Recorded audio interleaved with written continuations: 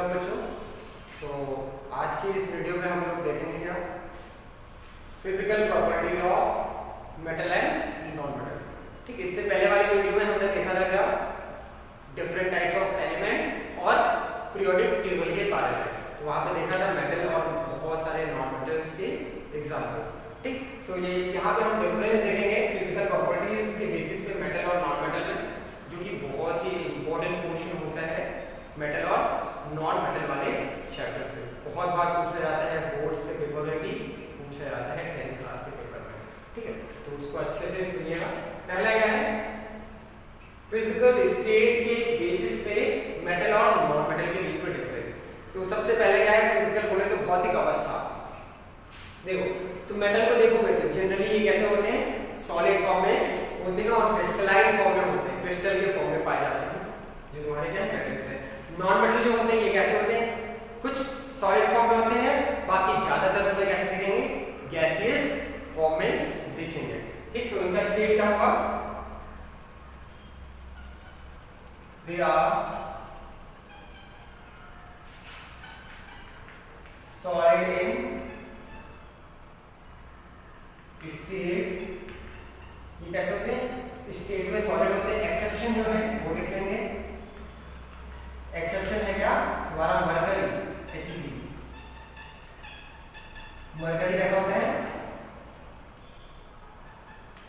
Liquid in state.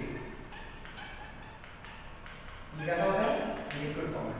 देखो, generally solid की form में होते हैं हमारे क्या मेटल्स, लेकिन मरकरी ऐसा है किस फॉर्म में होता है, लिक्विड फॉर्म में मिलेगा। ठीक है, liquid in state. Non metal में आए तो नॉन मेटल जनरली क्या होते हैं, सॉलिड भी हो सकते हैं और गैसेस भी हो सकते हैं। देखते हैं, जनरली दे आर सॉलिड और may be in gaseous form. ये सॉलिड या फिर गैसियस फॉर्म में हो सकते हैं। एक एक्सेप्शन है, अगर आपको याद हो, ब्रोमीन जो कि एक लिक्विड था और वो नॉन मेटल था। जनरली ये गैस या फिर सॉलिड फॉर्म में दिखते हैं। एक्सेप्शन क्या हमारा, ब्रोमीन। ठीक है, ब्रोमीन जो कि हैलोजन फैमिली का था, Br सिंबल था। ये कैसा होता है, लिक्विड इन स्टेट, ये लिक्विड फॉर्म में पाया जाता है। ठीक है, अगला और लस्टर बोले तो चमक। तो metal have the special lustre property, but non metal do not have any lustre property. तो लिख लेंगे मेटल हैव,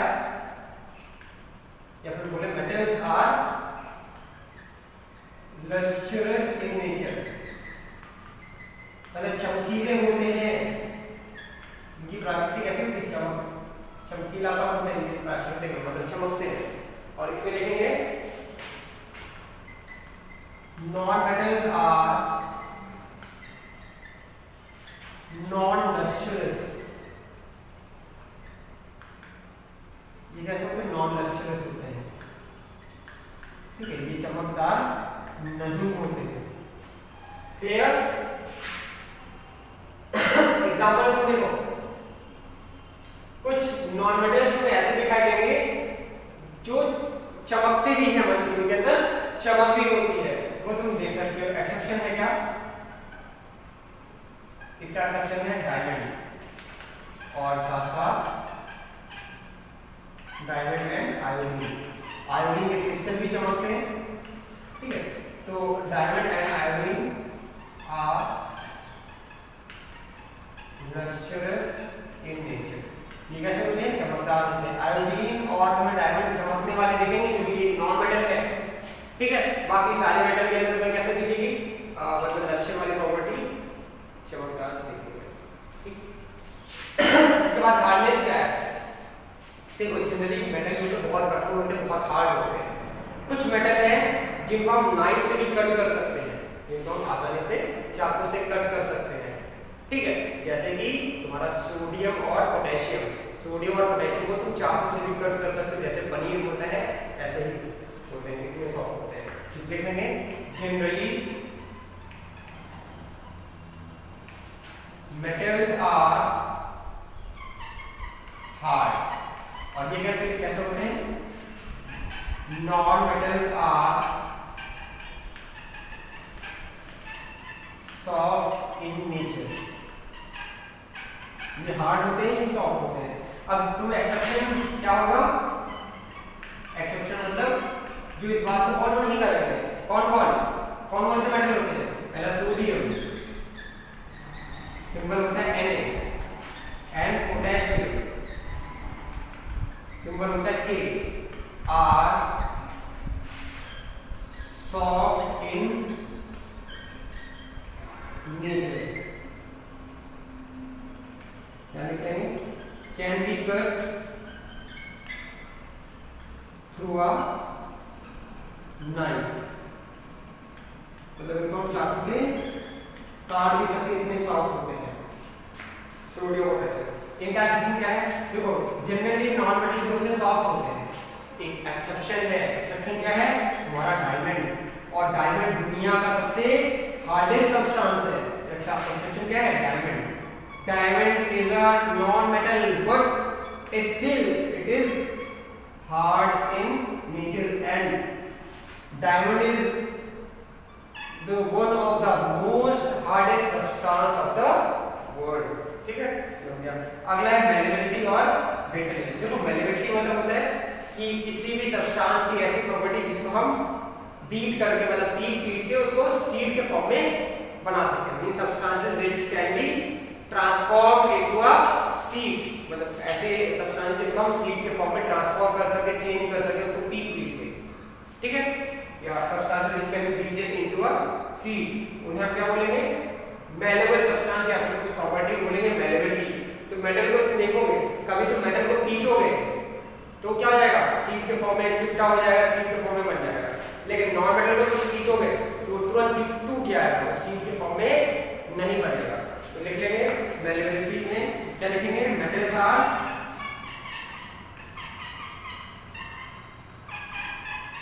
malleable। मेटल्स कैसे होते हैं, malleable होते हैं, मतलब can be beaten into a sheet, मतलब पीट के सीड फॉर्म में कन्वर्ट किया जा सकता है। ठीक है, अगला है ब्रिटलनेस। तो जो मेटल है ये क्या होते हैं, नॉन ब्रिटल होते हैं, मतलब ये टूटते नहीं है। कभी तो प्लास्टिक देखोगे या नॉन मेटल देखोगे वो आसानी से ब्रेक हो जाते हैं। तो मेटल्स कैसे होते हैं, malleable होते हैं एंड नॉन ब्रिटल, मतलब इनको तुम तोड़ नहीं सकते हो, ठीक है, क्रैक नहीं होंगे। अगर ये चीज तुम नॉन मेटल में आओ तो क्या हो जाएगा, ये नॉन मेटल्स आर, ये इनको सीड के फॉर्म में नहीं बनाया जा सकता, तो क्या कहलाएगा, non metals are non malleable and are brittle in nature। Non malleable होते हैं और ब्रिटल होते हैं, मतलब ये टूट जाते हैं, ठीक है, इनको तोड़ोगे तो आसानी से ब्रेक हो जाते हैं। क्लियर। अगला क्या है हमारा, डक्टिलिटी। डक्टिलिटी मतलब इनको मेल्ट करके वायर के फॉर्म में कन्वर्ट कर देना, ठीक। तो the property by which a substance is melted into a wire, मतलब कोई भी सब्सटेंस एक वायर के फॉर्म में मेल्ट करके बना दिया जाए, उस प्रॉपर्टी को अपन लोग क्या बोलते हैं, डक्टिलिटी। तो मेटल को तुम वायर के फॉर्म में बना सकते हो, मेल्ट करा के तुम वायर बना सकते हो। मेटल के वायर आते हैं, कॉपर के, एल्युमिनियम के, ठीक है, इन सब के वायर आते हैं। इसके अलावा आप देखोगे जो आपका सोना है, बोले तो गोल्ड, उसके अंदर सबसे ज्यादा डक्टिलिटी की प्रॉपर्टी होती है। अगर तुम 1 ग्राम सोना लो, उस 1 ग्राम सोने से तुम लगभग 2 से 3 किलोमीटर तक का वायर तुम क्रिएट कर सकते हो, ठीक। जो एक नॉर्मल रेंज होता है वो क्या है, 2 किलोमीटर। तो 1 ग्राम सोने से 2 से 3 किलोमीटर तक का तुम वायर बना सकते हो, मतलब नॉर्मली अगर बनाना चाहो तो 2 किलोमीटर तक का आसानी से बन जाएगा। क्लियर। तो डक्टिलिटी की प्रॉपर्टी मेटल के अंदर होती है, लेकिन नॉन मेटल के अंदर इनको वायर के फॉर्म में मेल्ट करके नहीं बनाया जा सकता, ठीक। तो लिख लेंगे मेटल्स आर डक्टाइल। मेटल कैसे होते हैं, ductile. Means can be drawn into the wire. इसको वायर के फॉर्म में हम ड्रॉन कर सकते हैं, मतलब बना सकते हैं।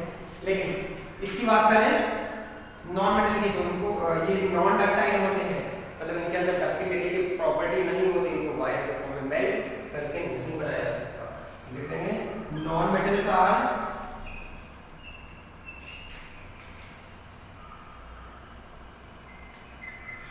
Non ductile in nature. ठीक है, और सबसे ज्यादा डक्टिलिटी किसमें होती है? सोने के अंदर। 1 ग्राम सोने से तुम 2 से 3 किलोमीटर तक का वायर बना सकते हो। ठीक, अब ये कंडक्टिविटी बोले तो करंट फ्लो करने की या फिर टेम्परेचर फ्लो करने की प्रॉपर्टी। ठीक, तो मेटल्स को अगर तुम टेम्परेचर दोगे तो मेटल क्या करते हैं? टेम्परेचर सप्लाई कर देते हैं। जैसे तुम कढ़ाई जब गैस के ऊपर रखते हो स्टोव के ऊपर, तो स्टोव जलाते हो कढ़ाई के नीचे, लेकिन उसका जो पकड़ने वाला हैंडल है वो भी गर्म हो जाता है। तो मेटल क्या करते हैं? मेटल गुड कंडक्टर होते हैं हीट और किसके? करंट के। करंट भी पास होने देते हैं अपने से, हीट भी पास होने देते हैं।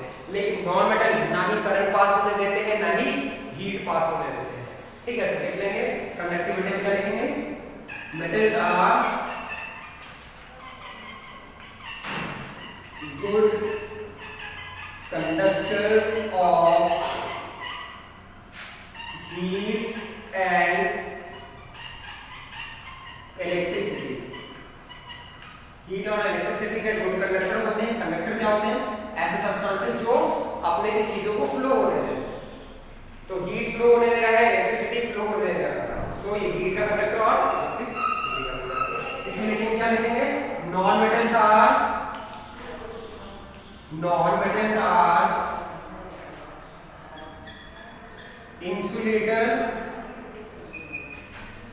insulator of heat and electricity। ये इंसुलेटर होता है। इंसुलेटर का होता है ऐसे सब्सटेंस जो अपने से चीजों को फ्लो नहीं होने देते, तो हीट और इलेक्ट्रिसिटी को फ्लो नहीं होने देते हैं। ठीक है, तो ये तुम्हारी 6 प्रॉपर्टी थी जो तुम्हें याद रखनी है अच्छे से। ठीक, उसके बाद अगली प्रॉपर्टी आती है सोनोरिटी, मतलब रिंगिंग साउंड या फिर बोले गॉन्ग वाली साउंड। ठीक, तो जब भी तुम मेटल को देखो, मेटल को जब भी ठोकोगे तो एक रिंगिंग साउंड प्रोड्यूस करते हैं। ठीक है, तो metal produce a ringing sound on striking with a hard surface. Hard surface से ठोकने में कैसे प्रोड्यूस करते हैं? रिंगिंग साउंड प्रोड्यूस करते हैं मेटल। ठीक है, पक्का समझ में आता है? जैसे देखो ये आप लोगों के पास क्या प्लास्टिक, इसको ठोक रहे हो, रिंगिंग साउंड नहीं आता, लेकिन अभी देखो अभी आपको सुनाइएगा रिंगिंग साउंड।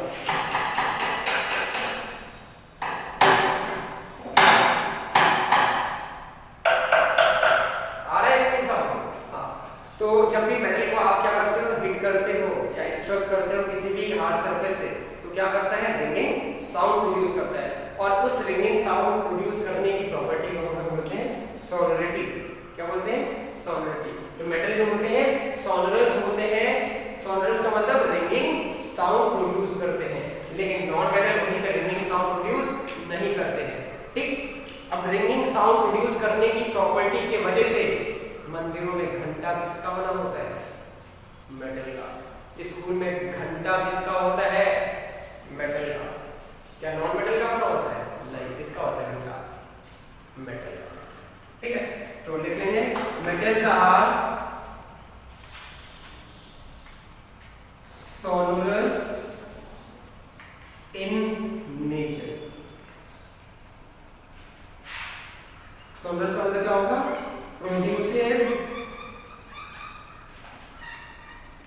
ऊपर में लिख रहा हूं, ठीक है, इसको ये चीज याद रखना। Produces ringing sound on striking with hard object।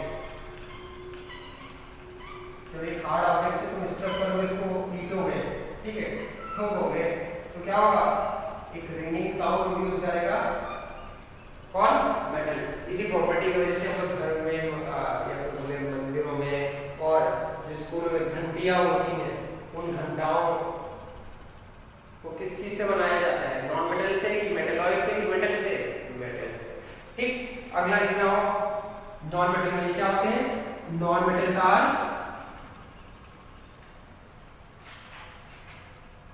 Non sonorous, ये रिंगिंग साउंड प्रोड्यूस नहीं करते हैं। ठीक है, रिंगिंग साउंड प्रोड्यूस नहीं करते हैं। तो ये बात थी किसकी, मेटल और नॉन मेटल के फिजिकल प्रॉपर्टीज की। जल्दी से रिवाइज कर लेते हैं। तो फिजिकल ये देखो कि जनरली सॉलिड होते हैं, वो सॉलिड और गैसेस फॉर्म में पाए जाएंगे। ब्रोमीन लिक्विड होता है, जो कि एक्सेप्शन है इसमें, मरकरी लिक्विड है तो ये भी एक्सेप्शन है। मरकरी के साथ साथ हमारा सीजियम भी और फ्रांसियम भी, ठीक, और गैलियम भी, ये सारे क्या है, मेटल ही तो थे, ये भी लिक्विड फॉर्म में होते हैं, ये एक्सेप्शन की बात है। अब मेटल क्या होते हैं, जनरली लस्ट्रस नेचर के होते हैं। नॉन मेटल, नॉन लस्ट्रस होते हैं, डायमंड और आयोडीन ऐसे मेटल हैं जो क्या है, लस्टर प्रोड्यूस करते हैं। और इसमें क्या हो जाएगा हमारा एक्सेप्शन, सोडियम और हमारा पोटेशियम, Na, ये नॉन लस्टर होते हैं, मतलब ये लस्टर प्रोड्यूस नहीं करते, चमक प्रोड्यूस नहीं करते हैं। ठीक है, चमकीले नहीं होते। अगला क्या, हार्डनेस, ये जनरली हार्ड होते हैं। सोडियम और पोटेशियम सॉफ्ट होते हैं, इतने सॉफ्ट होते हैं कि चारों से निकल। नॉन मेटल सॉफ्ट होते हैं। डायमंड जो है एक्सेप्शन है, ये क्या होता है, हार्ड होता है, लेकिन हार्डेस्ट सब्सटेंस, दुनिया का सबसे हार्डेस्ट सब्सटेंस होता है। ठीक है, अगला है मेल्बिलिटी। मेल्बिलिटी मतलब उनको पीट के सीट के फॉर्म में कन्वर्ट कर देना, प्रॉपर्टी कहलाती है मेल्बिलिटी। ब्रेकेटलेस मतलब टूट जाना। ठीक, तो मेटल्स क्या होते हैं, मेलेबल होते हैं, मतलब उनको पीट के, ठीक है, सीट फॉर्म में कन्वर्ट कर सकते हैं। और नॉन मेटल को तो मतलब इनको तोड़ा नहीं जा सकता। नॉन मेटल क्या होते हैं, ये नॉन मेलेबल होते हैं, मतलब पीट के इनको सीट के फॉर्म में नहीं बना सकते, तो पीटने जाओगे वो टूट जाएगा, ब्रेक हो जाएगा, तो ये ब्रेकिंग नेचर के होते हैं। ठीक, अगला क्या, डक्टिलिटी। डक्टिलिटी मतलब इनको वायर के फॉर्म में मेल्ट करके बना लेना, कहलाता है डक्टिलिटी। तो मेटल को आराम से तुम मेल्ट करके वायर फॉर्म में बना सकते हो, क्योंकि ये डक्टाइल होते हैं। ठीक, और सबसे ज्यादा डक्टाइल प्रॉपर्टी किसके अंदर होती है, हाँ, गोल्ड के अंदर होती है। 1 ग्राम से 2 किलोमीटर तक बना सकते हैं वायर। तो नॉन मेटल की बात है, नॉन डक्टाइल होते हैं, मतलब उनको वायर के फॉर्म में तुम ड्रॉ नहीं कर सकते हो, बना नहीं सकते हो। कंडक्टिविटी की बात करें तो लिक्विड कंडक्टर होते हैं, हीट और इलेक्ट्रिसिटी के। ये इंसुलेटर होते हैं, हीट और इलेक्ट्रिसिटी के। यहाँ पर एक्सेप्शन लिख लेना, एक्सेप्शन हो जाएगा तुम्हारा ग्रेफाइट, क्या हो जाएगा, ग्रेफाइट, जो कि कंडक्टर होता है। ग्रेफाइट क्या होता है, कंडक्टर होता है। ठीक, ग्रेफाइट एक जो है क्या है, नॉन मेटल है। अब इसको क्या होना चाहिए था, इंसुलेटर, लेकिन ये कंडक्टर होता है, एक्सेप्शन है, याद रखिएगा। ग्रेफाइट कहाँ लगा होता है, आपकी पेंसिल की नोक पे। और ग्रेफाइट से आपकी ग्रीस भी बनती है, ग्रीस तुमने देखा होगा ना, साइकिल वाइकिल में लगाते हैं, ग्रीसिंग करते हैं। हाँ, तो ग्रेफाइट का ही बना होता है। तो मुझे और शायद किसी ने एक एक्सपेरिमेंट भी दिया था, आई थिंक रुपेश ने दिया था अपने एग्जीबिशन में।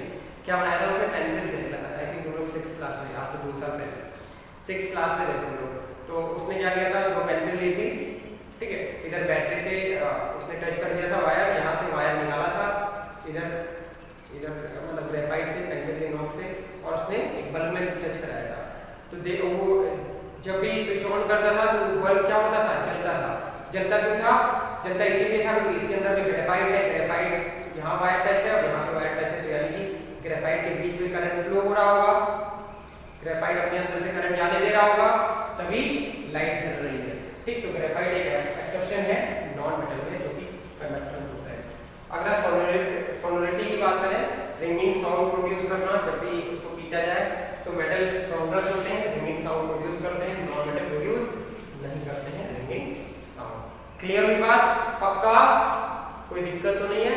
चलो, तो ये बात भी इसकी मेटल और नॉन मेटल की फिजिकल प्रॉपर्टीज की, जो कि बहुत इंपॉर्टेंट है आपके एग्जाम पॉइंट ऑफ व्यू से भी और 10th क्लास के बोर्ड के पॉइंट ऑफ व्यू से भी। आपको 10th क्लास में पढ़ाया जाएगा, तो इसको अच्छे से यहीं पे याद कर लें, टेंथ में याद करने की जरूरत ताकि ना पड़े, और मुझे नहीं लगता कि आपको याद करने की जरूरत पड़ेगी अभी, समझ में आ गया होगा।